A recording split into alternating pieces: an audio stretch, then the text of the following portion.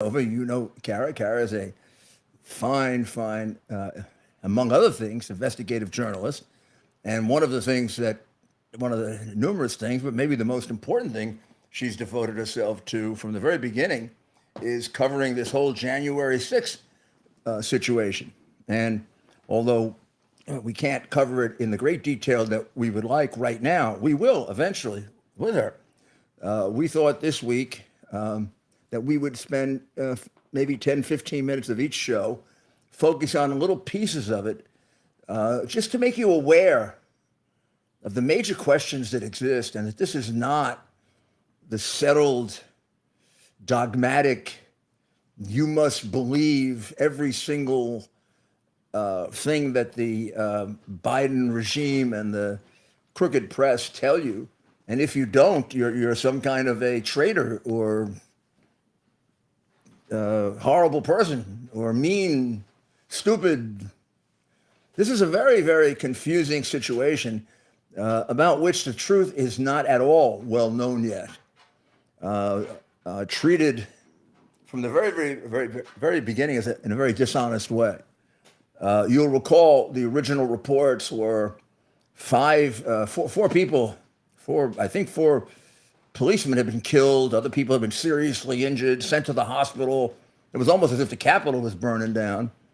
That the congressmen and senators were in grave jeopardy, possibly even beaten.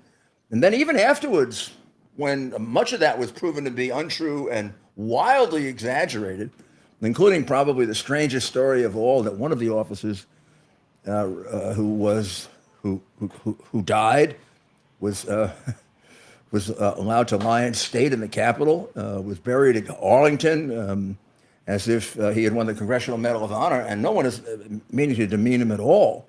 I mean, the man is entitled to all the honors he's going to get if he's a police officer, as far as I'm concerned. But it was all done on the false pretenses that he had been killed that day. And the New York Times went as far as to say a fire extinguisher had been thrown to his head, and then it was proven to be totally false. And in fact, he did die a day later, and his autopsy clearly said of natural causes, having nothing to do with this. That was just one, maybe the most grossly exaggerated, extremely vicious thing to do to his family, to him, and to the American people. But in any event, that just gives some sense. Even you can see it carried over today when we find Democrat politicians saying it was as bad as or worse than September 11, the Civil War, the Second World War, the attack of Pearl Harbor. Of course, it was none of those things. No one is saying it was all legal. It was not. But it was probably closer to all legal than being like Pearl Harbor, right? So, remember the time. It was 2020. We were coming through a completely unknown, strange, and traumatic experience that has done great damage to us. We don't even know how much damage. We know it's done great damage to our children and their education. They've all fallen behind, or many of them have large percentages behind other countries. And those that were locked in for an extra year because of the Communist Teachers Union have fared much worse than those where people were put back to school right away. People were kept inside like they were prisoners. People were forced to take vaccines that they felt they shouldn't be forced to take because they'd never been properly tested. They didn't have the usual information that you get, the background information you get about the possible side effects. People lost their jobs. They were fired. America came probably as close to being treated in many places, particularly in the Democrat states, like a bit of a dictatorship. And not a bit, a lot of a dictatorship. And then with an enormous amount of hypocrisy, Governor Newsom saying people could go out to dinner, and he did. Governor, what's her name in Michigan, saying people couldn't go on vacations, and her husband did. Mayor Lightfoot saying that Whitmer, I know. Whitmer and Mayor Lighthead saying that nobody could get their hair done and go out, and she did because she had to look good. Similar, highly hypocritical acts from Governor Cuomo and Governor Murray, and one after the other of these ridiculous things. Cards, you had to have cards to go into places. Where are your cards? Which is what it reminded people of. And then, of course, the violence of 2020 was horrendous and covered up. The accounts of the number of people dead based on the Antifa, Black Lives Matter, and other group riots, of which there was something like 70 or 80 or 100 or I think they count about 30 people dead, hundreds, if not thousands of people injured, hundreds of police officers injured, going to the hospital injured, billions of dollars in damage, ridiculous scenes like CNN reporters saying this is a peaceful riot, and in back of you see people getting shot or houses burning down. And then the Democrat Party and Kamala Harris in particular putting up bail money for them. And then we find out that Soros was getting them all out because they were all going in front of district attorneys, that Soros spent millions of dollars to get elected, and they were just going free. It's almost as if the riots were planned for the places where there were Soros district attorneys that would let everybody go free. And these were terrible riots with Democrat politicians encouraging them. And then we had what happened on January 6th.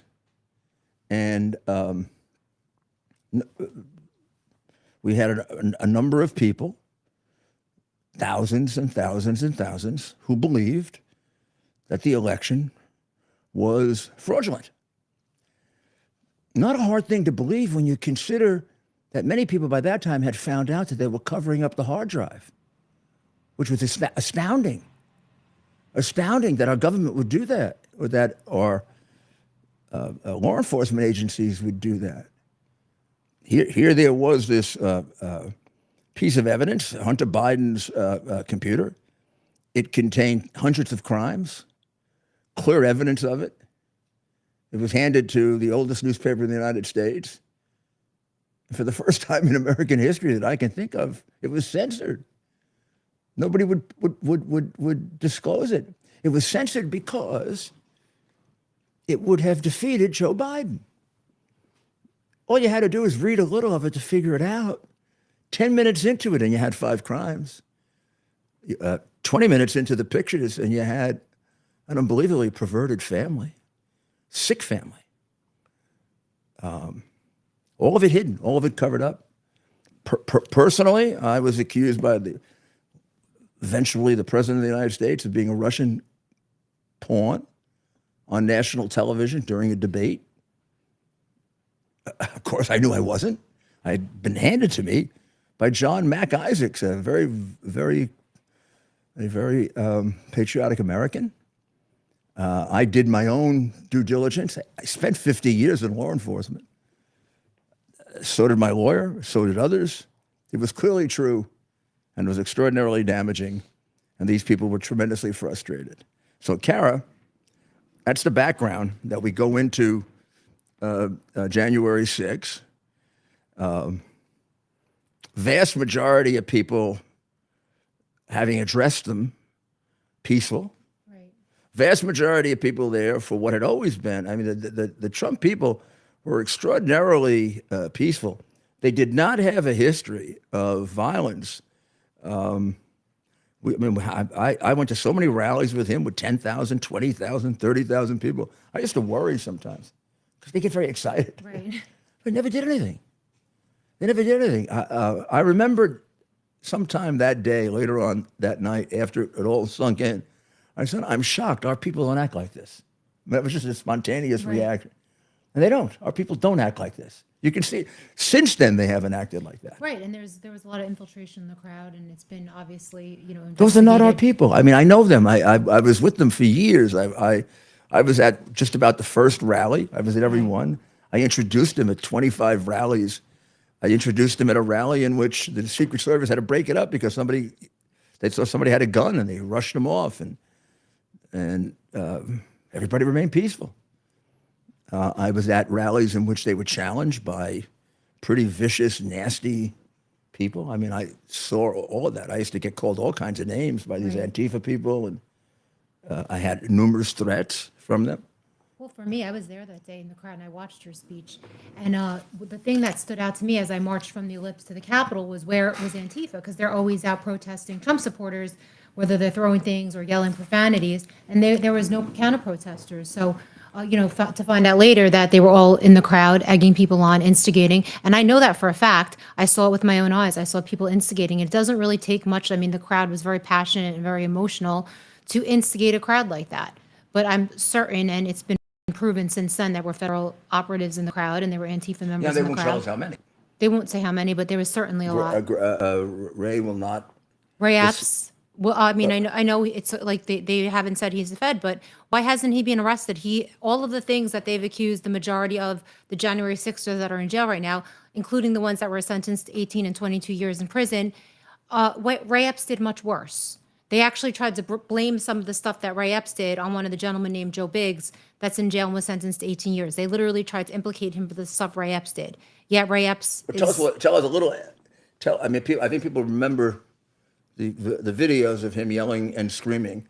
Right, we're taking the Capitol. We're going to storm the Capitol. There was an incident. I actually was in D.C. this week viewing some of the January 6th surveillance tape, the CC cameras, and there is an incident where there's a big metal flag being carried through the crowd, which I've seen before when people all carry the flag, about 20 people on each side. And the flag is now considered a deadly weapon, and 3 or 4 of the people, even more, that were just touching that flag are in jail for having a quote unquote deadly weapon because it was pushed in the direction of cops. You could see clearly from the CC cam that when Ray they passed, no, it didn't hurt anyone. And they passed by Ray Epps and he literally derails the flag and pushes it towards cops. It's like as plain as the nose on your face. You could see it on the CC cam TV. He's the one that like pushed it toward the cops, yet everybody carrying it is in jail and he is not. So, I mean, you could do the math yourself. So we also have Sullivan. Right. Sullivan, who the night of January 6th, and this is why I've always had a different view of it. I was brought a tape. Tape is about 45 minutes long. It was done highly professional. Looks like it was almost orchestrated. He knew every movement and everywhere people were going, so he could photograph it in advance. But in the course of that, he committed crimes. Right. He broke in himself and had himself videoed breaking in a window. Broken up a window, broke in a window. He encouraged people to destroy property while he was inside. Right. He encouraged people to continue to march when some of them wanted to stop. Right. It is quite clear that they had an objective of a place to go. On 2 occasions, they're redirected by people who look like undercover cops, undercover FBI agents. Gosh almighty, I've worked with thousands. I can smell it. Right. One goes like this. At one point, they almost go out the building by mistake. The cops help them come back in, and they get to the front of, eventually, after 40 minutes, they get to the front of Speaker Pelosi's doors, the big doors. There are 2 gigantic cops standing there. I mean, gigantic, like 6'2", 6'3", big guys. This group was not on the way in there, except for the encouragement of Sullivan. The group was not terribly violent. I don't remember them hitting anybody, beating anybody. He was encouraging them to break things. The guy doing the filming. And he had broken in, and there's a video of him the day before telling people like Epps that they should the next day go and break in. And what's crazy about him is he's in Ukraine right now. This is a. Well, how about the fact that he also wrote a text saying we got to come and take Trump out, which almost always leads to an arrest for a threat on the president. Right. Almost always. I've never heard of someone getting to write that and not get arrested. But in any event, he was right there when Ashley Babbitt got shot. He literally. Well, not only was he right there, he got the kill shot. Meaning, it's highly unlikely that you would have, if you didn't know what was going to happen, be able to put your camera right on the gun. Right. So, all of a sudden, they approach her office. 2 cops are standing there. It was a crowd, but not that big a crowd. Not a crowd that, there were about 6 cops around, maybe 8, that 6 or 8 cops couldn't have handled. They didn't appear to have any weapons.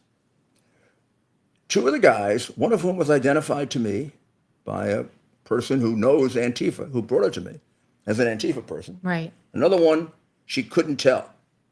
Thought was, but couldn't put a name on Well, it. there was a guy there that was dressed up as a Proud Boy that wasn't a Proud Boy that a lot of people think was Antifa. I mean, they can't prove it. He was actually put in jail, but he was wearing a Proud Boy shirt Right. disguised as a Proud Boy. So these are the people that were surrounding Ashley Babbitt. And this, so one of the 2 guys goes up to the cops. They're standing there like this, and it's a conversation. You can't hear all of it, except we don't want you to get hurt. Something like we don't want you to get hurt. The 2 cops abandoned their post. You look at it and say, what are you doing that for? They weren't like getting hit. Nobody put a gun on them. No one threw anything at them. It didn't appear as if people were going to be violent against them. They abandon their post. They leave the doors vacant, and the 2 guys now begin banging the door open. One of them is using Right. look like a baseball bat. The other's using one of those Antifa helmets, like Antifa uses. You know, they use the helmet to ram. So they're ramming, trying to get it open. And all of a sudden, on the camera, you see a gun. Next thing you hear is gun. Maybe a second time, gun. Before you can think, you hear a shot, and you see Ashley Babbitt come down. Now, how the hell did Sullivan know, out of all the places to put that camera, to put it right on the gun? Doesn't make any sense. Now, let me tell you that this guy, Sullivan, was also under indictment at the time for being involved in a riot in Utah, Right. where he happened to be there and took a filming of a shooting there, too. Right. Now, he gets arrested eventually and released in 2 hours. Right. Why isn't he being detained in solitary confinement like everybody else? He's And not- he's not in only- Ukraine right now. I mean, you can't make this stuff up. Not only is he on tape committing federal crimes, he's a 2-timer. Right. Most of these people had no record. He had a record. He might have had even a second one. I'm not sure, but he had definitely had one indictment in Utah for incitement to riot where someone got killed, and he filmed the killing, just like Ashley Babbitt. How do you let that guy out and put these other people in jail for two years? Right. I don't know. It's a banana republic. You know, things aren't normal right now. Things are very strange. And, John Sullivan is definitely one of the strange things on January 6th. And his case hasn't really moved anywhere. He was arrested. He wasn't charged with as much as everybody else was charged with. And he's able to go free. A lot of people are still in jail. And he's able to travel out of the country and go take videos in Ukraine. And he made, we don't know exactly how much he made on that, but he made anywhere from a low of about 60,000 to a high of 200,000 on that tape. Right, sending it. And I think he worked with CNN on it. He did, yes. Like an official kind of thing. And CNN, I mean, anybody watching that has to ask the question, how the hell did you know that gun was coming out? Right. And then, of course, the shooting is, it's a first-degree homicide. There's no justification for it. None. To shoot to kill, you have to be in realistic fear of your life. She didn't have a weapon. It would have been impossible for her to hurt him. She was either jumping over or being pushed over a parapet, which means she would have landed on her face. She was 5'2". When you take a good look at it, you see that behind the officer are about eight more cops Right. to help him. And remember when I said there were 2 cops in front? Right. You don't see until the end that there are 8 more cops in the back. In other words, if those guys wanted to control those doors, they could have said, "Hey guys, come on up, stand in front." They could have put 8 cops right here. Yeah, they Let them. There's no question. The cops let them knock down the door. Right. They didn't have to. The crowd wasn't forcing it. It was 2 guys that talked to them, and they had reinforcements that could have overwhelmed this mob that didn't have a gun. I mean, they had a couple of instruments that they could have hit you with. The cops had guns. This to a law enforcement person like me, this is as screwed up. And from that day on, whenever I hear about January 6th, I say to myself, there's a lot of bull here. A lot.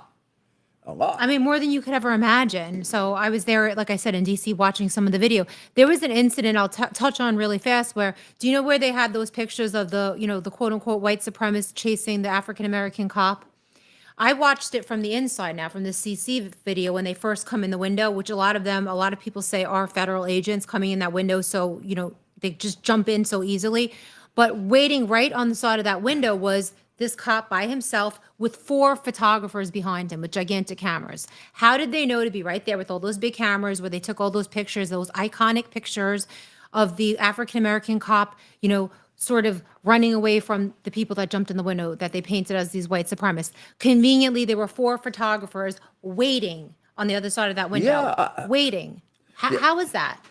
there's no question this was orchestrated in many, many ways. I think our problem is we don't have the whole story. Well, the problem is We don't know. the strings have to be tied together, and the Republican House is not doing anything that they promised when it comes to Why are releasing they- the tapes. Look, they're going after Hunter, right? Sort of. It looks like they're doing that in good faith. Why aren't they pursuing this? Why aren't they pursuing this? Right. Can you, why don't we take a break? And when we come back, we're going to ask Kara, because I don't understand why the Republicans don't pursue this, because there are, at best, the best thing you could say is there are very unanswered questions. We'll be right back. Towers Foundation delivers on its promise to do good and never forget the sacrifices America's greatest heroes have made for us. Heroes who risked their lives to keep our communities and our country safe.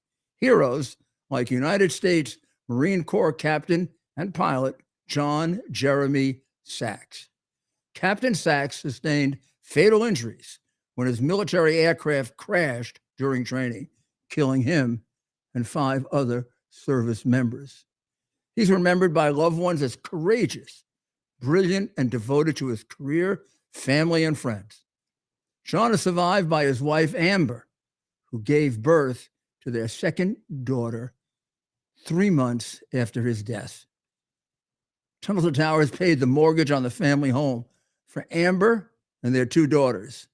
The foundation has helped over 1,000 military and first responder families navigate the worst of times by removing the burden of a mortgage payment. Our nation's heroes and their families need your help now more than ever.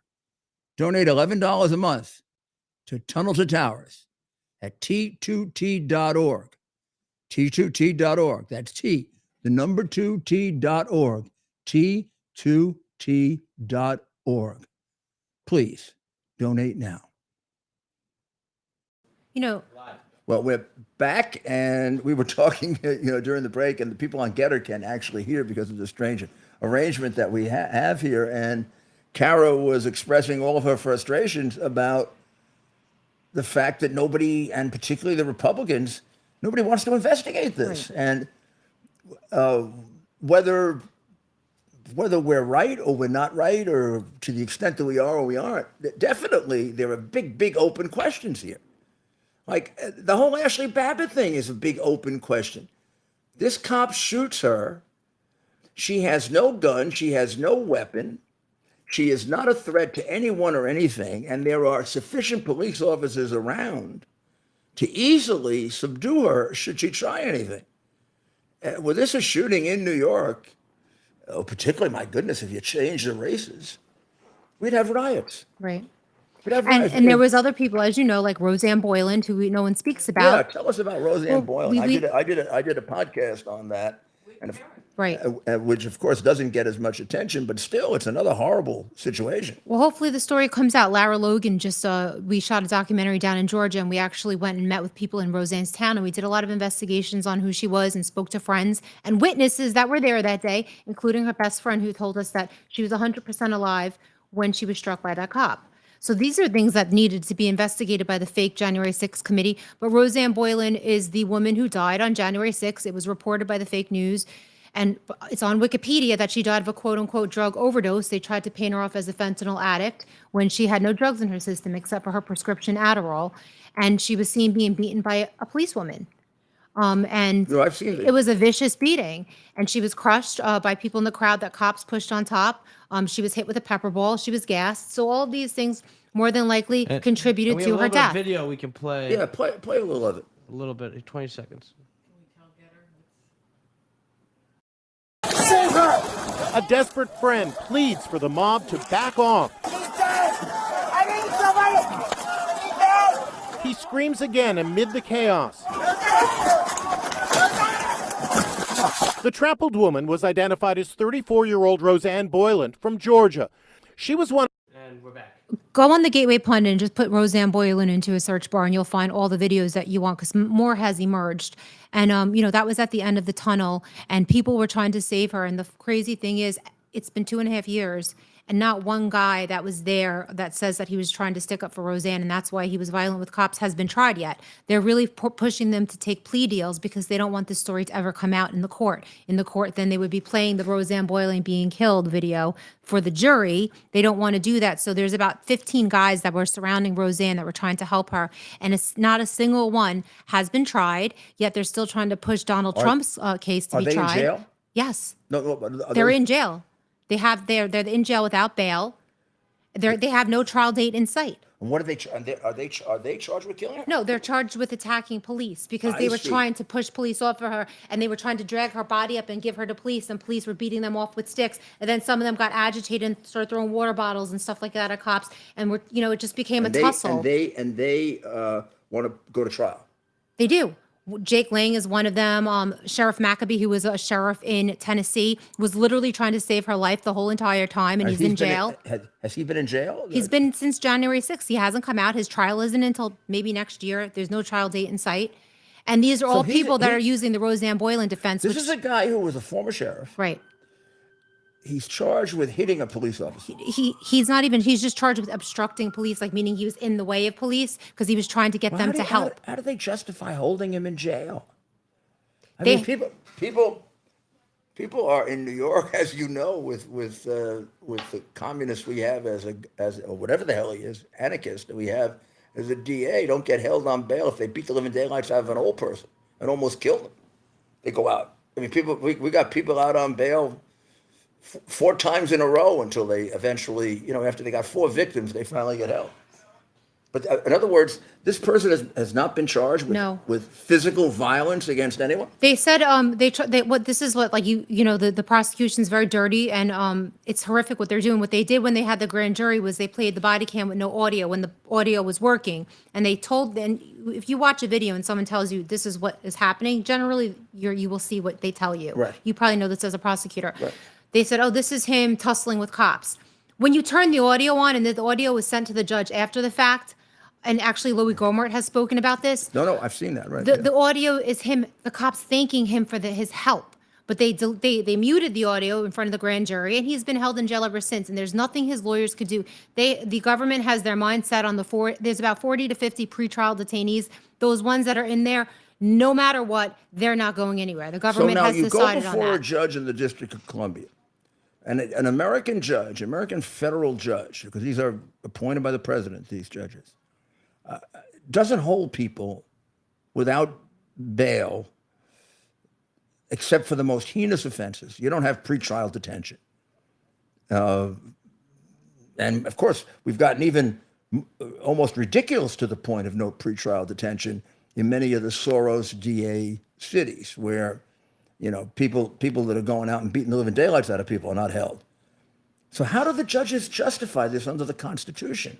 I mean, the person comes in front of them, he's been in jail for a year, nobody's trying the person. The charge is he hasn't killed anybody.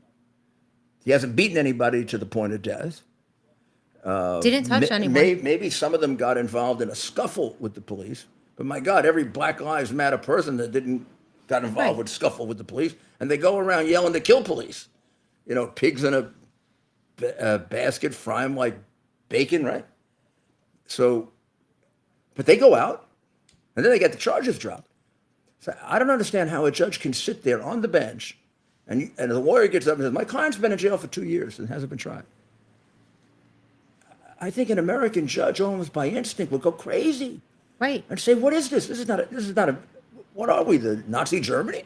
Which is why I'm convinced that the judges are colluding with the Department of Justice, Oh my and God. I know this because you know, like you said, it's an American judge. Some of them were Republican appointees. I know. They're acting lawless. There's, you know, dozens of them, and every single one of them are in lockstep in Washington, D.C. So I am very convinced that all the House has to do is subpoena the communications between the Department of Justice, the Biden administration, and the judges, and you will see that there is definite unconstitutional collusion. So I went to Congress and tried to persuade them of this, you know, and I was told by a lot of people that the Republicans are afraid. They're never going to do it. McCarthy has to be pressured. If the news media, which they McCarthy won't, has to what? be pressured by the news media, and they said, could you do anything? I said, you know, do you really think that the news, besides the couple of institutions like Newsmax, right. do you really think they're going to? No, they're God not. forbid. That's one of the things he's afraid of is the news media. Right. So McCarthy needs to be pressured, is what they're telling me, or he's not going to do it. Nobody's going to Nobody. do it. And that's why, I mean, unfortunately, I think that he has to be replaced because he didn't keep any of the promises that he said,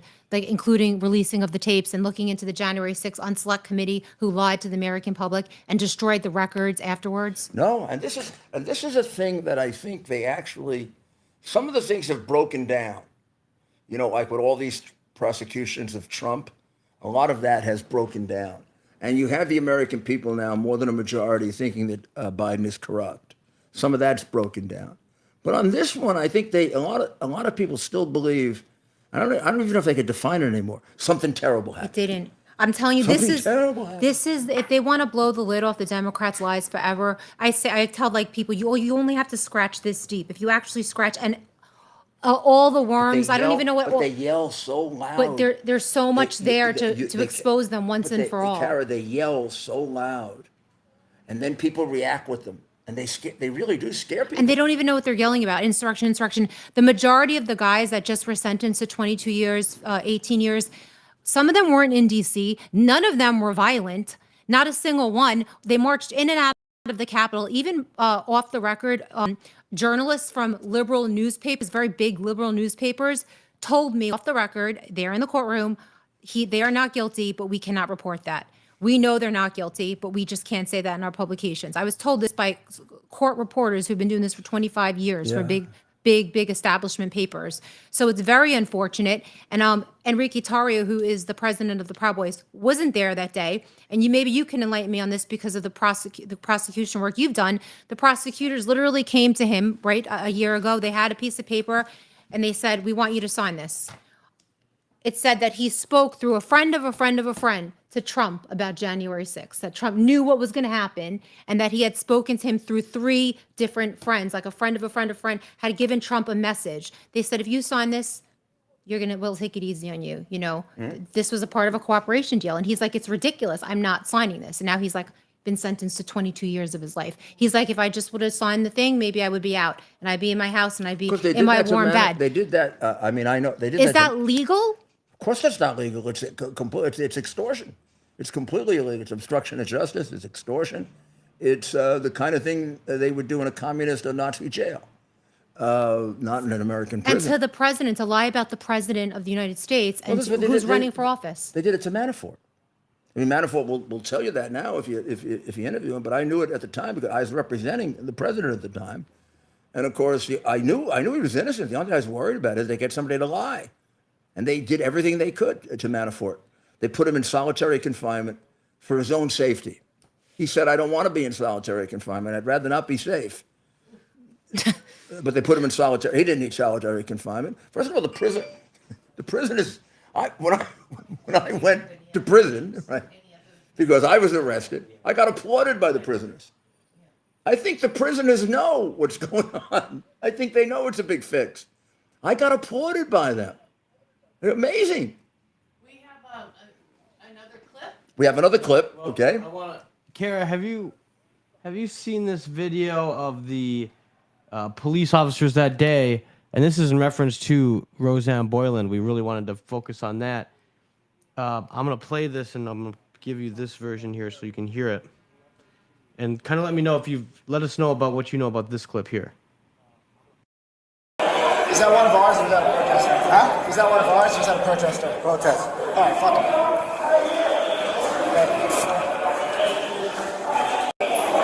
Is that one? Do you know, have you seen this? I have. What did they say?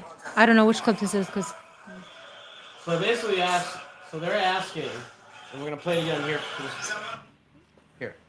Why don't you describe it and then play it? I'll They know. are I'll asking know it what? if you tell me what's going on What are they because I asking? can't. So they're asking one another if they're asking one another, "Hey, is that our person on the ground?" And the other officer yeah. says, Oh, right. "No," and so the officer responds, "Oh, f them." Right. Right. Have you seen And that? I have seen that. I've seen all of the video behind the scenes. Why hasn't that? And let's play it one more time for our audience. It's just 11 seconds. But if it was the other way around, it would be people. Is that one of ours or is that a protester? Huh? Is that one of ours or is that a protester? Protest. All right, fuck it.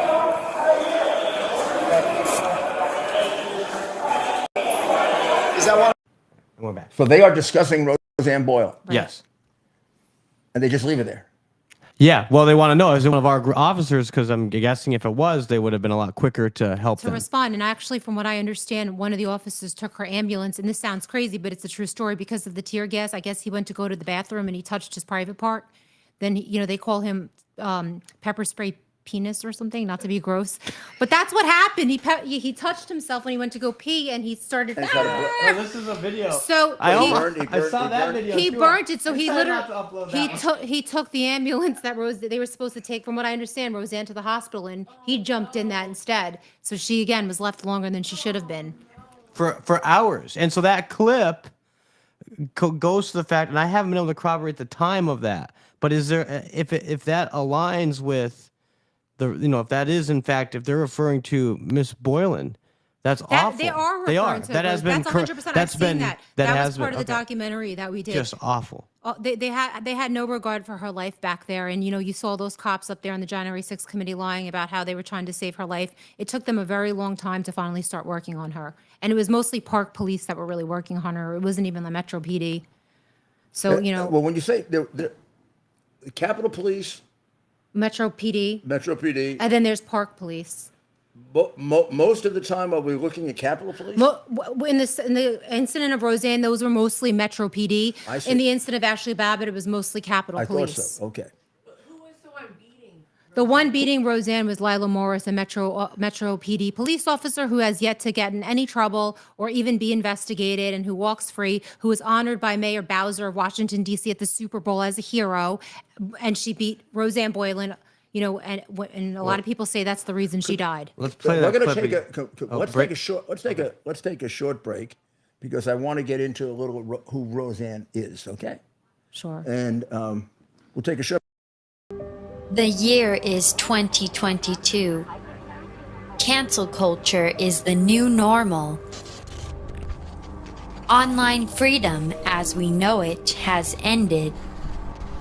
Digital stockades are here.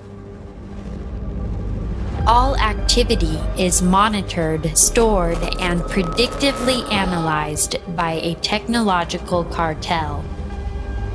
We're being converted into a digital resource, a digital currency to be farmed for metadata and loaded into a computerized combine, blockchained to a social engineering operating system. However, it doesn't have to be this way. Be part of a new technological revolution. Right now, 1,000 test pilots have launched themselves into a new digital frontier, a private network outside of big tech control. New technology with state-of-the-art digital engagement and never-done-before security and privacy features that are now operational. With Quick's digital engagement, entertainment, communication, and commercial exchange will never be the same. We are QUX. Quicks. Advanced pre-release sales are limited to 3,000. Order now by visiting quicks.tv. Get yours now before they sell out. Be part of a brand new online experience that you control. I'm in them We're back. here, but you'll get this ad. This is Balance of Nature. Now, Balance of Nature makes sure that you get the vegetables and the fruits that you should have every day, because this is the way you get a lot of your vitamins and your minerals, and through fruits and vegetables.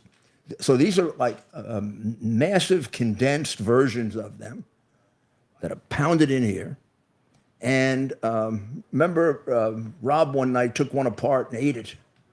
He said the fruit one tastes like fruit and the vegetable one tastes like onions or something. I forgot what he said. But he took them apart. So I have 4 of these. I have 2 helpings a day. So I had one this morning. So now I'm having my second one now. And what I want you to do, and I told you this, I'm ordering you now.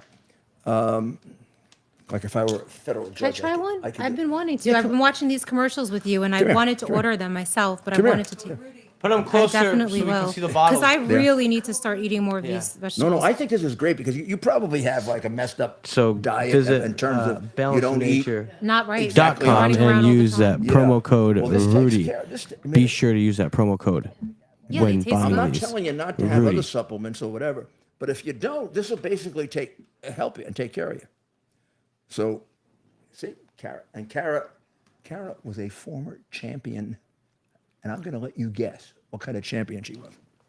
If I say champion, I'll tell you at the end. Thank you.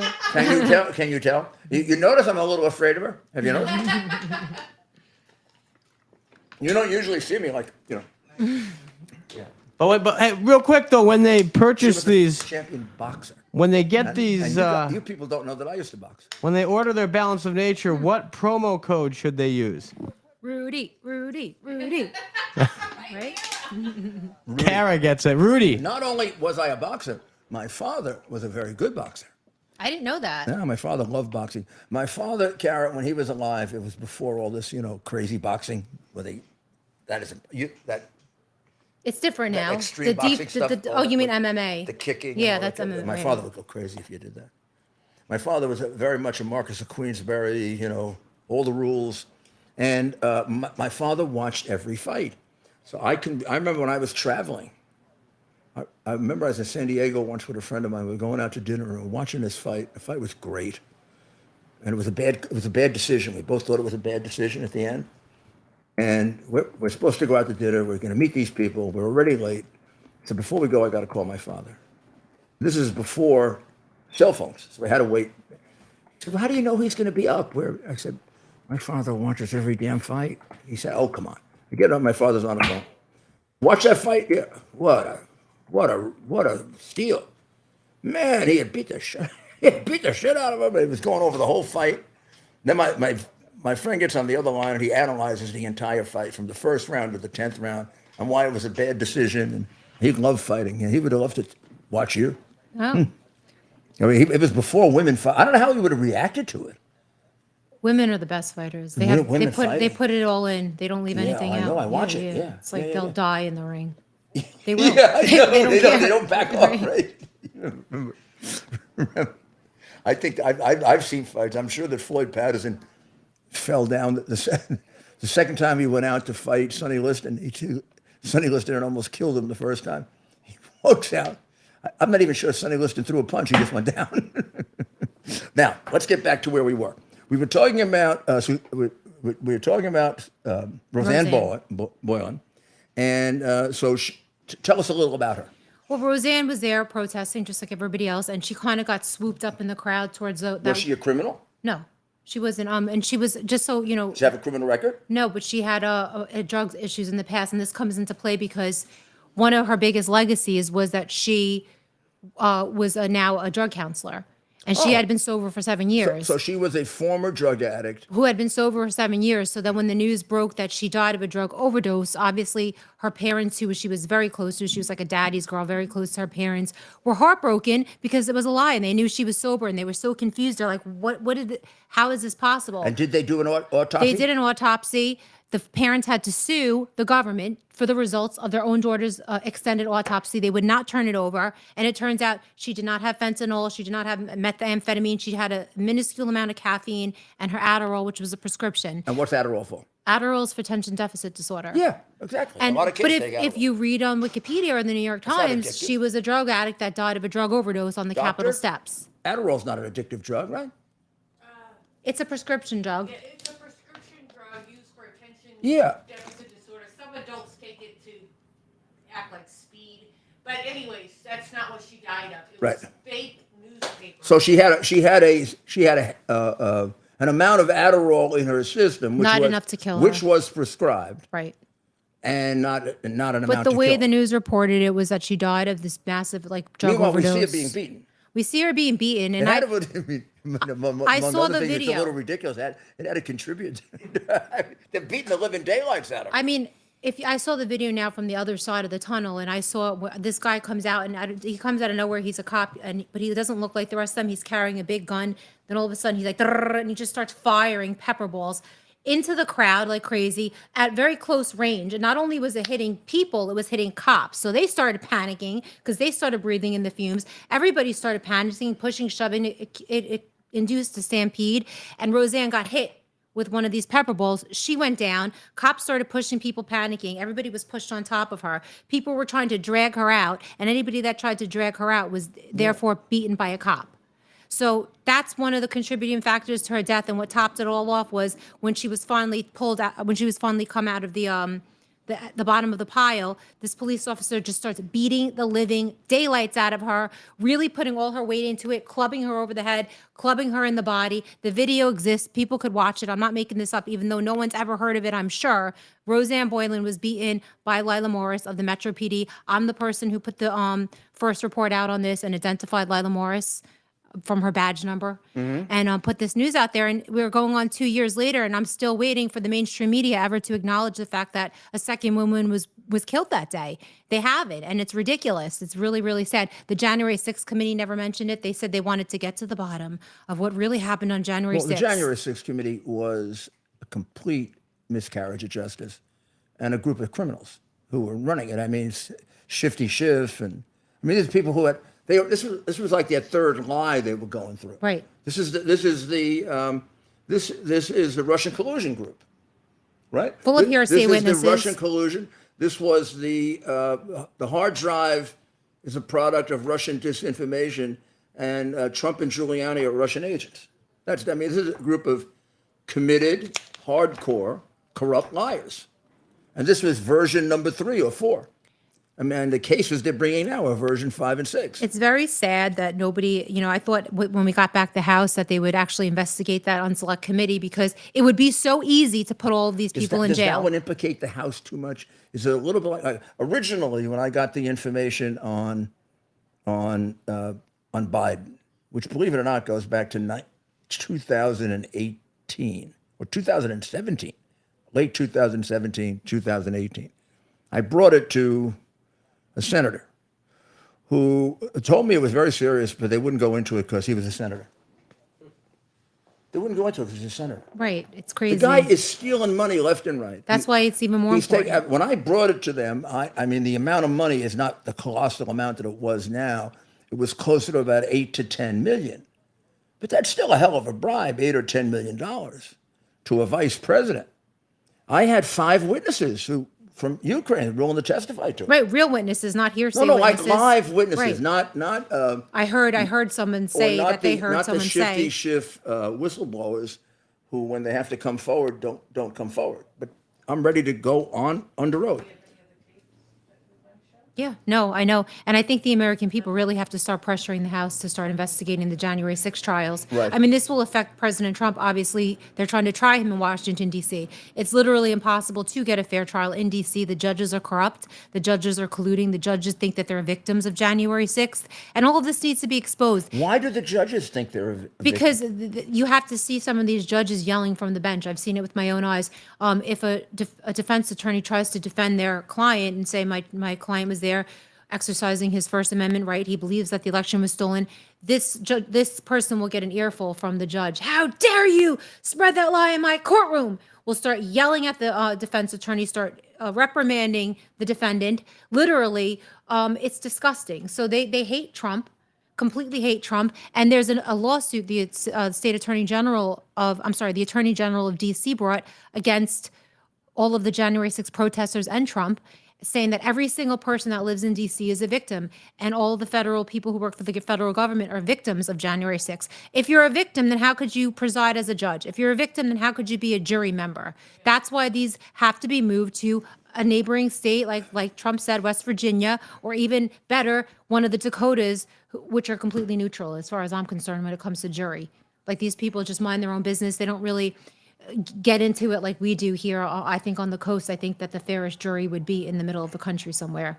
Yeah, I mean, it when these people are presented with watered down charges that still involve some penalties, like maybe some jail or a lot of money or whatever, and then they're presented with other prosecutions like for felonies, they sort of have to take it. Otherwise, they could be in jail for 20 years. Right. No, everybody's taking plea deals. Is there anybody there? Well, I guess you have some people that are going to trial, but is there anybody there that thinks they can get a fair trial? The weird thing is, like, everybody thinks that their case is special, right? Because they really believe they didn't do anything wrong, and most of them did not. I mean, I knew in my case, like, in my civil case, that I couldn't get a fair trial. I mean, I knew that. I mean, I'm a lawyer for a long time. I see the results, and I knew that there'd be no chance that I would get a fair trial. Well, there's in DC, it's impossible. Literally, allegedly, 92% of them to 95 voted for Biden, supposedly, and they're completely, absolutely biased. Yeah, I've seen it. There's no way. I represented a young woman who had been tortured in the DC public school system for holding a Trump sign. One time. Right. Tortured in a way that it would make you sick. And things were said about, like, one person wrote to her saying, you know, I really feel sorry this happened to you, but why did you think a Republican could go to school in the District of Columbia? I swear to God. Why did you think a Republican could go to school in the District of Columbia? We're all Democrats. That's crazy. And you know what they're trying to do? What does that mean? What they're trying to do, Rudy, is like they set all these precedents in the court because it's all about Trump. They cannot wait to get him in that courtroom. So the obstruction of justice, the 1512 that he's being charged with, they've already found countless guy after guy who walked in and took a selfie, walked out. They found them guilty of 1512 obstruction of justice. So you don't think Trump is going to get found guilty? This is the way that I don't think he has a prayer. Right. This is the way that they're in their head. The prosecutors, let's blow through 2 years of prosecutions, get these guys all found guilty on these charges, set these precedents with all these arguments that are completely unconstitutional to put them in jail. Then when Trump comes to court, we already put all these guys away. It's already in the court record. And then they're going to use the same arguments they used against these guys against Trump. Yeah, right now there's pending this thing about Trump can't defend himself publicly. Yeah, right. It's like I mean, it hasn't been decided yet, but I mean, how do you run for president if you can't defend yourself publicly? I mean, isn't it taking away from him his ability to campaign? I mean, one of the major issues in the campaign is their allegation that he committed these crimes. He says, I didn't commit these crimes. Doesn't he have to defend himself in the court of public opinion? If he Right, wants to of run for course, president? especially when you have the 99% of the news media that's saying the opposite. Of course, the only person that will defend him is himself. Yeah, So- and also it doesn't take into account the thousands of leaks from the special prosecutor. Right. They leak every day. And thousands of leaks from the Biden administration. Right. How do people know all the facts of this case? The only person who knew them was the prosecutor. Right. So they had to have come to them illegally. So they can leak on you. The press will not give up the name of the person who leaked, and you can't defend yourself. Right. It's crazy. It's literally lawless, and they're getting away with it. And we need the GOP, Kevin McCarthy, Jim Jordan, Comer, and Loudermilk to stand up for us and to stand up for the American people and start looking into the January 6th trials, the lawlessness, because now they're coming after politicians, as you know. They're coming after Trump. They're coming after multiple people, and they will keep doing it until people put their foot down, until they have to actually account for the law.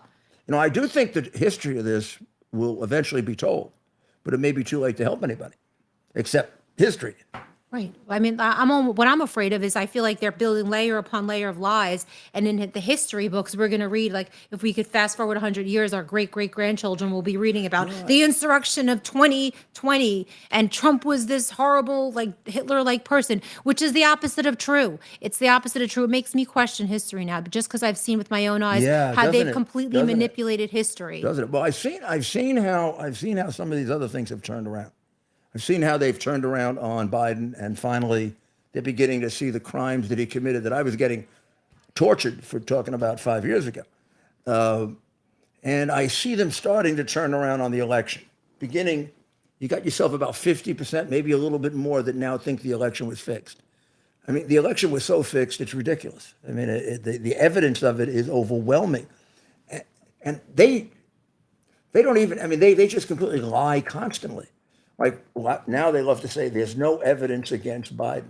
They just make up these talking points and repeat them and repeat them. I think what they're trying to convey to people, there isn't proof. Evidence is a fact, one single fact. For example, the text that Hunter Biden writes, I give 50% to my father. That's evidence. Someone saying Joe Biden is the big guy who gets the 10%. That's evidence. Right. There's so much evidence, it's ridiculous. There are thousands of pieces of evidence.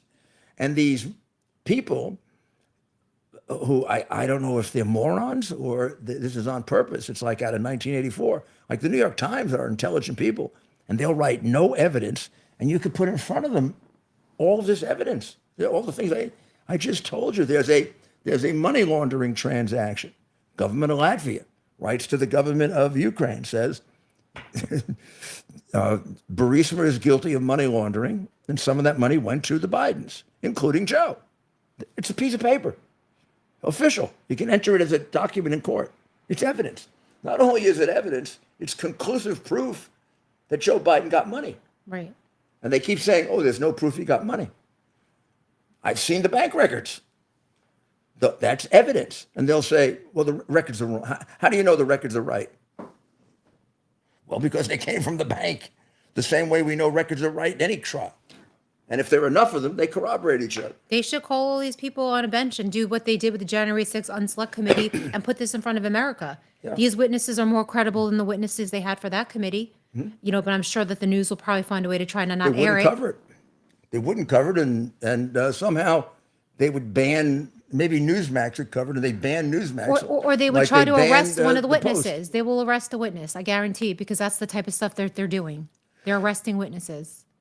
In January 6 trials, when someone's about ready to take the bench and testify, they will get arrested. Literally, get arrested. Yeah, and they also did this. Mueller did this too, and it's very, very interesting.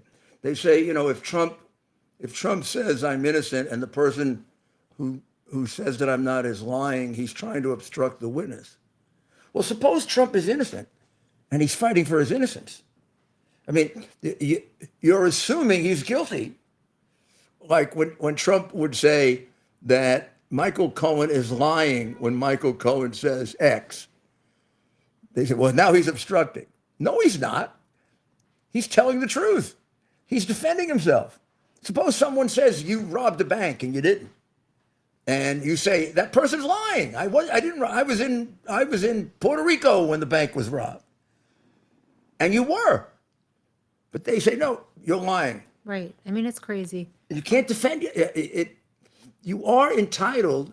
I've never heard of the rule that a defendant can't defend himself before trial. And by the way, the government doesn't get a fair trial. The Constitution of the United States does not guarantee the United Exactly. States government a fair trial. Nor a speedy trial. We're not a constitution that was built to protect the government. You get it? The Constitution was built to protect you and me. There's no right of a fair trial for the government. There's no right to a speedy trial for the government. The government's got to take whatever happens. A defendant has every right. He has every right to try to pollute the jury pool if he wants to. And if he's polluting the jury pool just by protesting his innocence, then what you've done is you've taken a person who is presumed innocent and you've made him guilty before trial. Because you're taking him protesting his innocence, and you like, let's take Trump. Trump is going to protest his innocence. You're saying he's obstructing justice if he does that. Well, then you're assuming that he's guilty. He has every right to defend himself in the court of public opinion because he has every right to protect his reputation. Because even if he gets acquitted later, if he doesn't defend himself in the court of public opinion, they'll think he's guilty forever. I remember when Secretary Donovan got acquitted, and he said, where do I go to get my reputation back? Because everybody's going to believe I'm guilty anyway. You have every right to defend yourself in the court of public opinion. You have every right to defend your reputation. And the government's just got to take it. The government has to have a strong enough case. I mean, I had very, very highly publicized trials.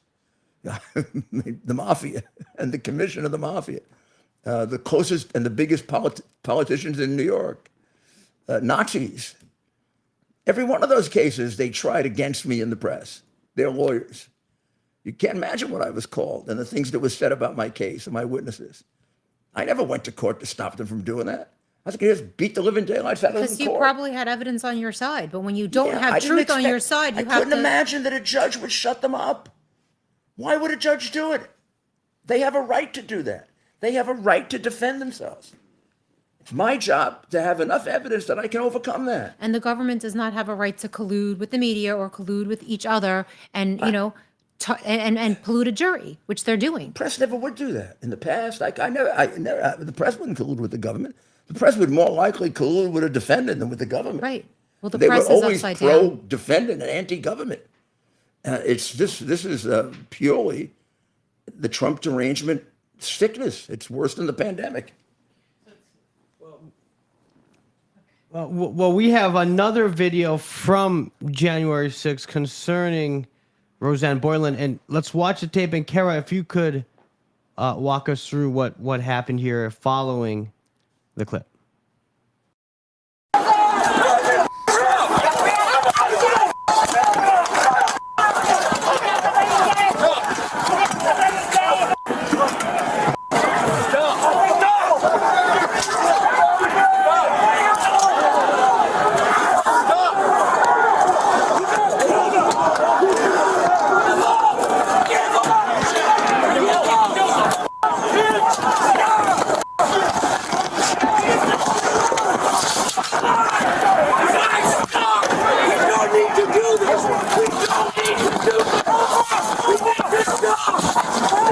Cop was beating her. So, can you walk us through what we just right. saw? So And you play it again. It's hard to see because it's pixelated. Because I believe that was like supposedly the redacted version at the beginning. But that was Lila Morris beating the living daylights out of Roseanne Boyland, who died on the Capitol steps. And she was laying there. She was blue. She was bleeding. There's clearer videos I'll send you guys. We actually have a crystal clear video of Roseanne being resuscitated or attempted to be resuscitated by Trump supporters, not the police. So that was the moment when she was beaten that America should have seen. They should have aired that on the news. They still haven't. Nobody said Roseanne Boyland's name. She died in the Capitol steps. I mean, this is something, a historical thing that happened. You would think that this would be newsworthy and people would have reported on it, but they didn't. And it's been completely covered up. So that's a police officer that's police beating officer. Why her. is it Let's watch this. Why is it so? You can see it, but why is it so unclear? They redact them up. That to me looks like a redacted tape where they probably released it at the beginning. Someone probably FOIA'd it and they released it with all that pixelation on it. There's actually clearer videos now out there, but that was probably one of the. We have the clearer one in the podcast, don't we? The one that you. We do, and you could go on Rudy's old podcast, or you could go on Gateway Pundit, put in Roseanne Boyland in the search bar, and you'll find all the videos. We'll play it again because you can't see enough. You can see enough of the hitting.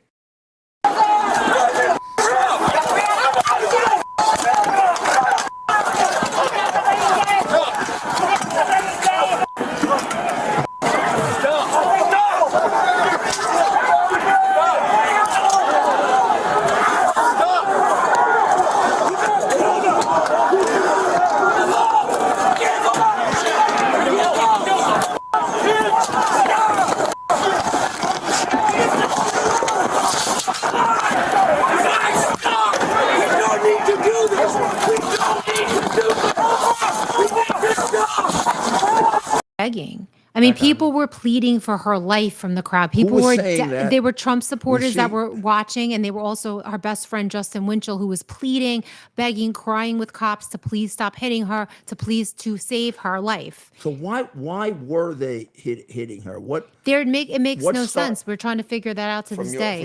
from what you know of this, and you probably know as much about it as anyone. What started this focus on Roseanne Boyland as opposed to?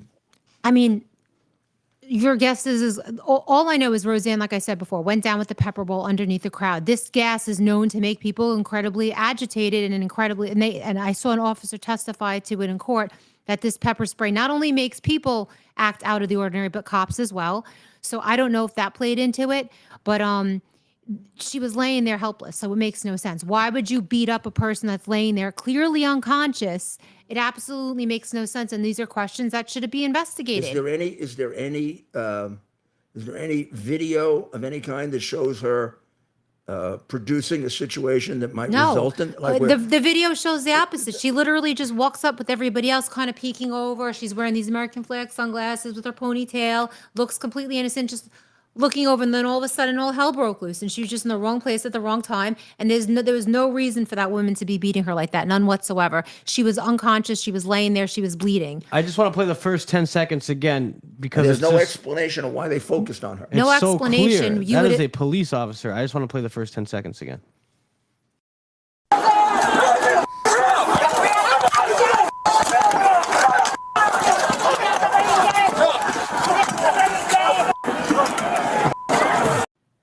And what was that? Was she hitting her with something, or with She a was fist? hitting her with a stick. Yeah, that was a. It was a long this. stick. The It stick almost looked like a actually, bat. on the fourth or fifth strike, the stick broke. That's how hard she was hitting her. It That snapped. thing originally, the thing we saw coming down Baton. was a stick. Was a stick. It was a stick. police- No, it was a stick. Not I a- don't know not a where. police No, it baton. wasn't a police baton. It was a stick. I don't know where she got it. Oh, it was a Say the stick. name of the officer again. Police officer Lila Morris of the Metro PD. She has not been investigated. If you Google her, she'll come up as a hero that was honored at the Super Bowl by Mayor Bowser.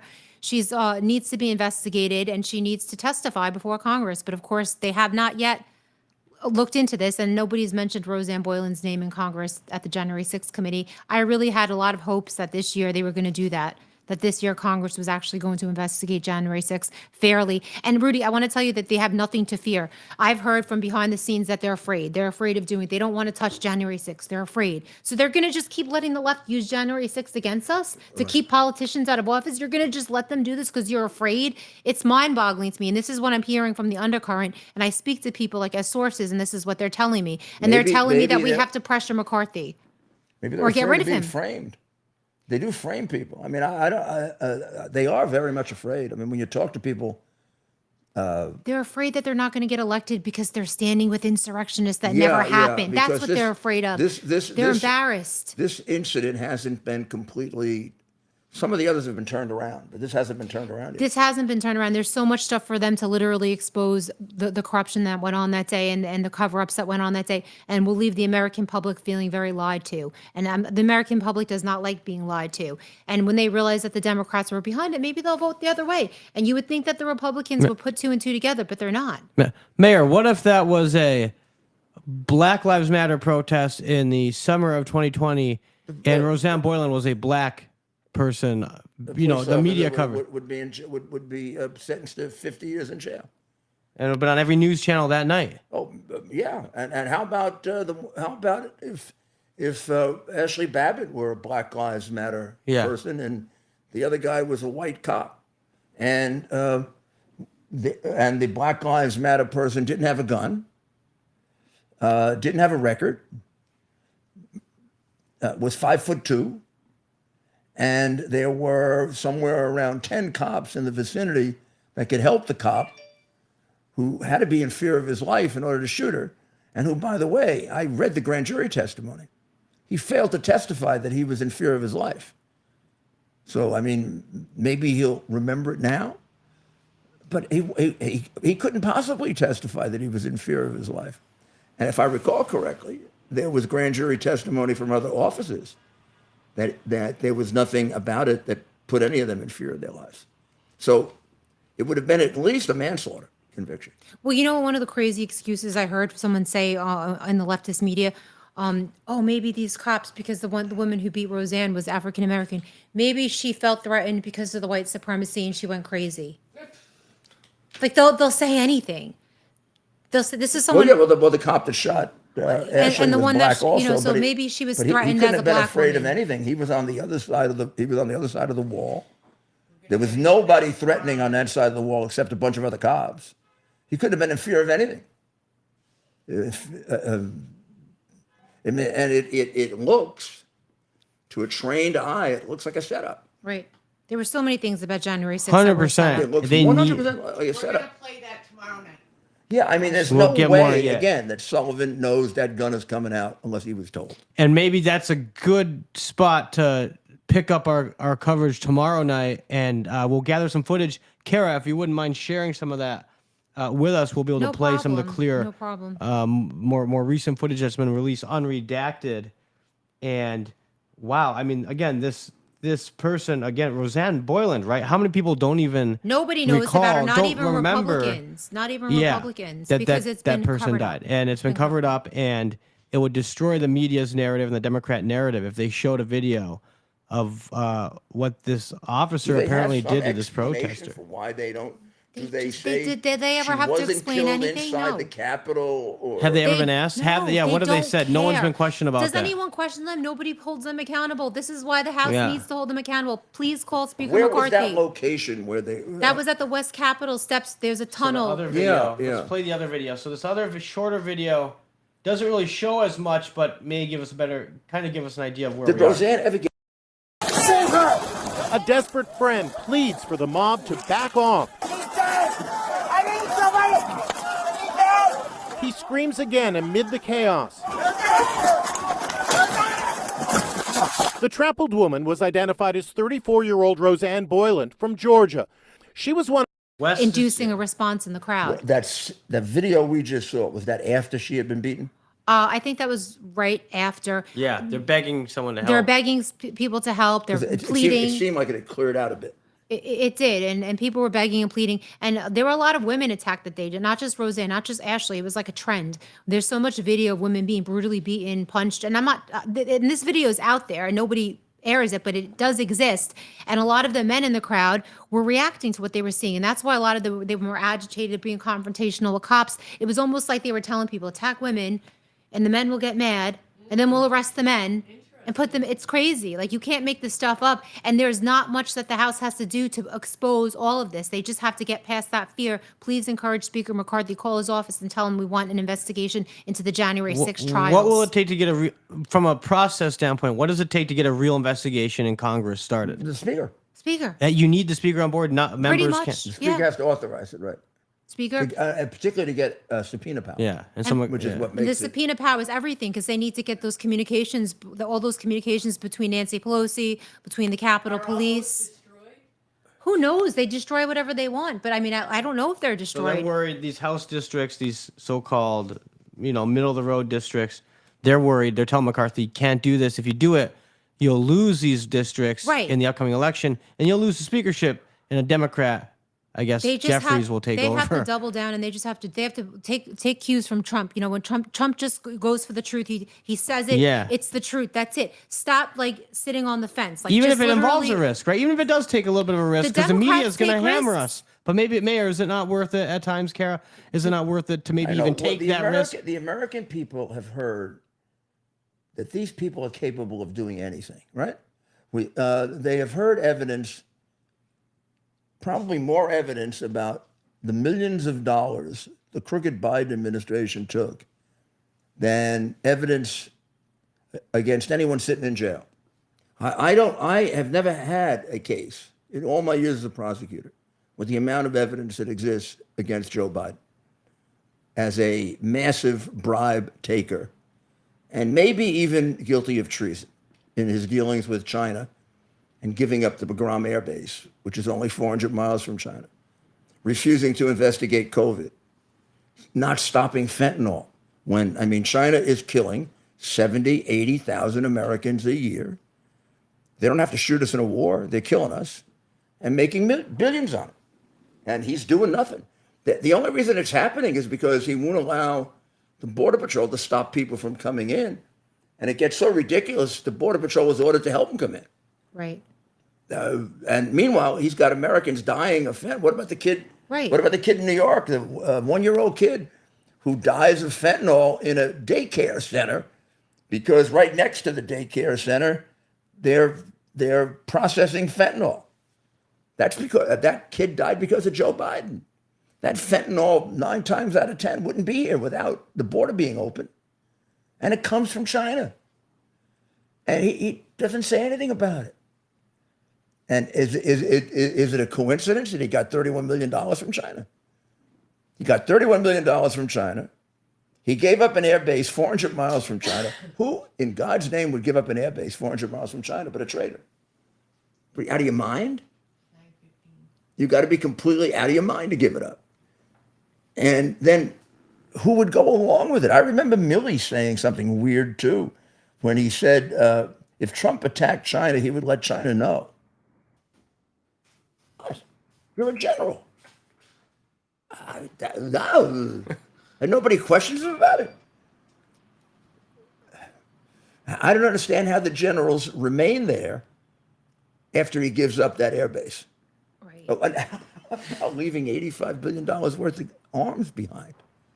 I don't know if you ever watched a war movie. Every kid knows you burn it. I mean, you burn the stuff. You know, I wanted to tell you about one. I know we're coming to an end to your podcast, but just because you're a very, very accomplished prosecutor, I wanted to tell you about an argument that was made at one of the trials that I saw, which was because the 5 Proud Boys that were there that day, the 4 of the 5, the 5th person they didn't even know, because those 4 guys never showed any violence and one of them wasn't even there, they made up this new thing, and I think they're going to use it against Trump in his trial. It's called the tools theory, meaning that just because you're not there, you could use people in the crowd as your quote unquote tools. So Enrique Tarrio and the other 3 Proud Boys were found guilty of breaking things that they didn't break. Because attacking people they didn't attack because they because were in somebody else in charge. the crowd did it. And they had absolutely no ties to anyone in the crowd, but the prosecution painted that by this tools theory, by a person through a person through a person. So I say 7, whose house? Our house, in a microphone. And then the person hears it, they fist bump somebody looks to the next person, says something, the third person breaks the window. I'm responsible as the person who said whose house? Our house, for that person breaking the window. And because of that, they got terrorism charges, enhanced terrorism charges. They never broke anything. They never touched anyone, but they were responsible, they said, for other people in the crowd that did through the tools theory, which I'm 100% certain that they are going to use against Trump. And that was just testing ground, that trial. They used Enrique Tarrio as a pseudo-Trump to test out this unconstitutional tools theory. I mean, that's a form of incitement, but very generalized. I mean, the only way that would work is if you were on a video or a audio and said, go shoot Mary Jane. They didn't say anything like that. Yeah. They said, whose house? In other Our words, house. the theory is they generally incited them to doing this. And as a result of that, they did this damage and therefore they're responsible for it. Right. But they're saying through a person, that's how much they have to stretch it, because they never even saw them talking to the person who broke the window. So they said it's through a person could become your tool. And then the judge, I'm going to wrap it with this, said to the jury before, jury Can instructions. you really charge a jury that? He told the jury, there doesn't have to be a conspiracy for you to find them guilty of a conspiracy. A conspiracy doesn't even have to be spoken. If they were even just thinking the same thing, even though they never spoke about it, if they were both of them thinking about going in the Capitol, then it could be a conspiracy. So they found them guilty of seditious conspiracy. That's an interesting, for a conspiracy to exist, there has to be an agreement between 2 or more people to commit a crime. They changed the Now, rules for this case. Can that be implicit? Gosh, that's awfully dangerous. Very That's awfully dangerous. dangerous because you generally don't get convicted for what's in your mind. Exactly. I mean, thought suppose crimes. somebody's walking down the street and says, I want to kill Mr. Jones. He actually says it, and he really does. But before he goes any further, he says, nah, I don't want to do that. Is he guilty of attempted murder? It's basically saying that they're asking the jury to read people's minds and make up their own predictions. I mean, it's that actions, guy. It's actions that, there are 2 parts to a crime. It's called the act and the mental element. Actus reus, mens rea. You got to have both. You can't have one or the other. You have to mentally understand you're doing something wrong. And sometimes you have to have the specific intent to do it wrong. And then you have to do it. It can't be one or the other. You can't fantasize a crime. Right. If people got convicted on their fantasies, maybe the whole world would be in jail. But the crazy, Which is what they would like. The crazy except for Joe Biden. And then Joe could feel normal. The stretch is, though, that even they're saying that they thought of it, but even if they thought of it, they didn't commit a crime. Other people did. So by, degrees of separation, they're still responsible. I can't imagine unless the Court of Appeals for the District of 22 years, Columbia 22 years in is prison. completely crazy, they're going to affirm that. They are, and they did. And it's now set as precedent for the Well, Trump I know- trial. I know the district court did, but has that been upheld on appeal? It hasn't.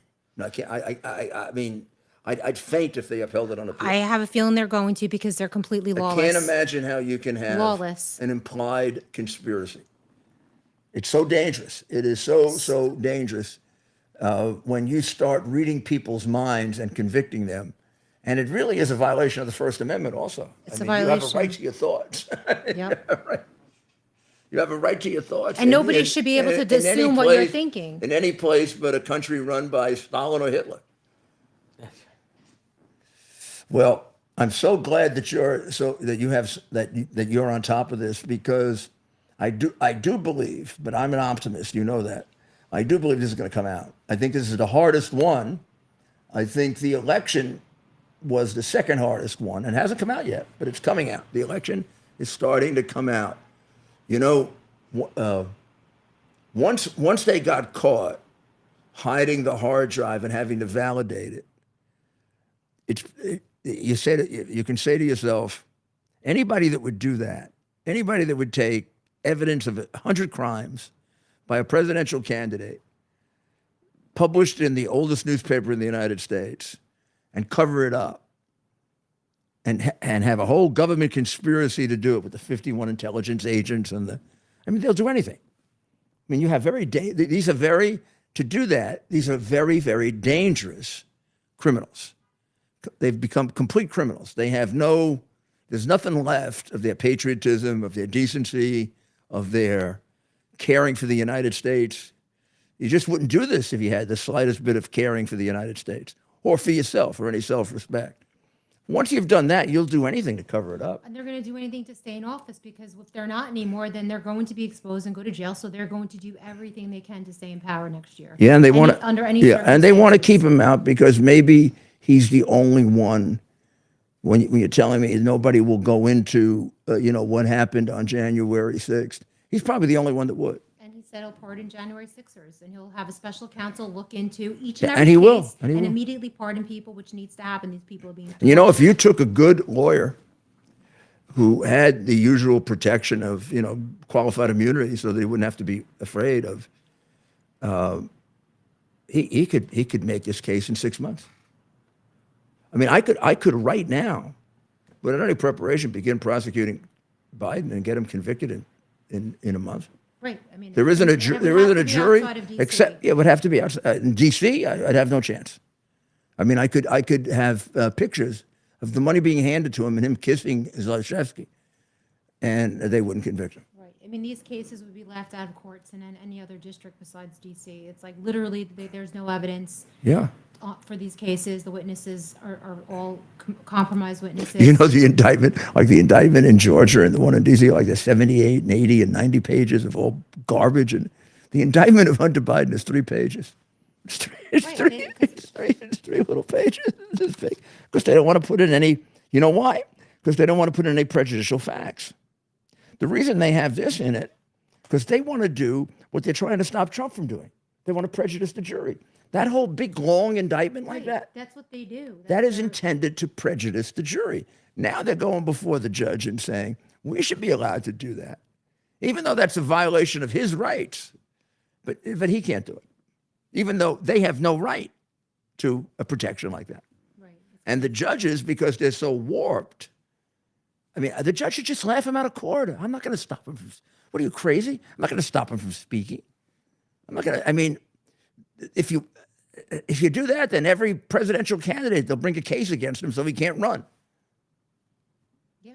I mean, it's completely diabolical and lawless, and I really pray that. Well, let me just get, I have to do one little thing. I'm going to give people the 6 things that they should know about that, give them the 6 things they should know about, but they're not going to hear from the crooked media. Well, I think they probably did hear about the daycare center where a 1-year-old baby was killed because they were cutting drugs with fentanyl in the room next to it. A lot of people thought it was an accidental death. It is not. The 3 people involved in that daycare center, 2 of whom have been arrested, are fentanyl dealers, drug dealers, who also had a daycare center and had a spot inspection 3 days earlier, and nobody found the cutting room for fentanyl, which is right next to the daycare room. So somebody's got to figure out who the hell did the spot inspection. And was it competent? Was it corrupt? I mean, drug dealers do pay bribes. I'm not saying anything. All I'm saying is don't be idiots. Huh? Number two, we paid $6 billion in ransom to Iran. First of all, I thought we didn't pay ransom. Jefferson kind of said we shouldn't. But in any event, do we know that that money is going to go to kill us as well as Jews? It goes to Iran. Iran is the largest sponsor of terrorism in the world. No one disputes that. What does a sponsor of terrorism do? It takes money, it gives it to terrorists. Now, Obama made it easier. He gave it to them in cash, for which he definitely should have gone to jail. I mean, the only people who deal in cash are drug dealers, organized criminals, and crooked politicians. He sent them over $1 billion in cash. So that gets put in. And what is Iran dedicated to? Killing Jews, killing Americans. And they give it to Hezbollah and places, and they kill Jews and they kill Americans. I mean, how many Americans did Soleimani kill? Luckily, Trump got him eliminated. By the way, Biden was opposed to that. Biden was opposed to killing Soleimani, who killed hundreds of Americans. Do you have any idea what side he's on? I don't. Illinois has now done away with cash bail. That's because they don't have enough murders on Saturday. I mean, the Governor Pritzker, who looks like he's got half a brain, and it's in the wrong place. I mean, look at his body shape. It looks like his brain is in the wrong place. He signed a bill, no bail. They don't have enough murders in Chicago. There aren't enough black kids getting killed, Pritzker. You want more killed? I mean, you set a record a couple of years ago. You want to break it for murder? What is wrong with you? Only defense I can have for you is you're stupid. Good news: Ken Paxton was acquitted. You're probably not going to find out about that. Oh yeah, and the Wall Street Journal does an article saying, well, he's guilty anyway. You can't, even if you get acquitted, you can't be. You can't, if you're a Trumper, even if you get acquitted, you're guilty. And finally, Pocahontas. You remember Pocahontas? She's the Indian girl, the Native American senator from Massachusetts. I don't know her Native American name. If I did, I would properly use it, but I call her Pocahontas. Well, Pocahontas accused Musk of doing terrible things to Ukraine because he would not allow them to use his satellite so they could conduct a sneak attack on Russia. Right?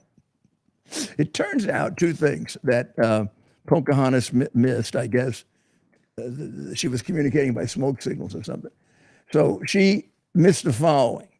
Number one, he would have to have changed and reset his satellite or wherever it was in order to do that. In other words, it wasn't that he refused to let them use it. He would have to have affirmatively done things to let them use it so they could do the bombing.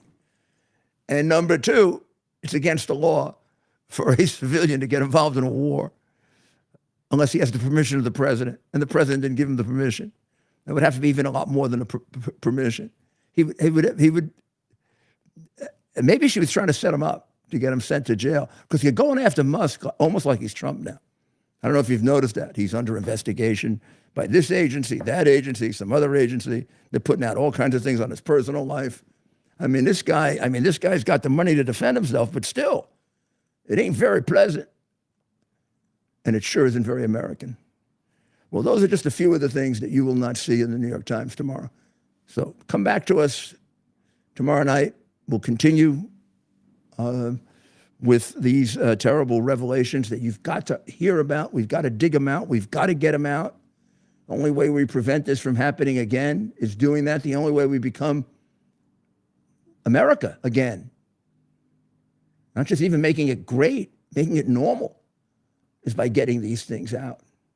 If we keep them hidden, we'll remain a fascist country, which in certain respects we are now. So God bless you. I'll be on WABCRadio.com tomorrow at 3. I'll be back here at 8 tomorrow night, and we'll be getting you the news that is kept from you, because we are no longer a country dedicated to free speech, or at least the administration running the country is a regime, not an administration. God bless America. Our purpose to bring to bear the principle of common sense and rational discussion to the issues of our day. America was created at a time of great turmoil, tremendous disagreements, anger, hatred. There was a book written in 1776 that guided much of the discipline of thinking that brought to us the discovery of our freedoms, of our God-given freedoms. It was Thomas Paine's Common Sense, written in 1776, one of the first American bestsellers, in which Thomas Paine explained, by rational principles, the reason why these small colonies felt the necessity to separate from the Kingdom of Great Britain and the King of England. He explained their inherent desire for liberty, for freedom, freedom of religion, freedom of speech, the ability to select the people who govern them. And he explained it in ways that were understandable to all the people, not just the elite. Because the desire for freedom is universal. The desire for freedom adheres in the human mind, and it is part of the human soul. This is exactly the time we should consult our history. Look at what we've done in the past and see if we can't use it to help us now. We understand that our founders created the greatest country in the history of the world, the greatest democracy, the freest country, a country that has taken more people out of poverty than any country ever. All of us are so fortunate to be Americans. But a great deal of the reason for America's constant ability to self-improve is because we're able to reason, we're able to talk, we're able to analyze. We are able to apply our God-given common sense. So let's do it.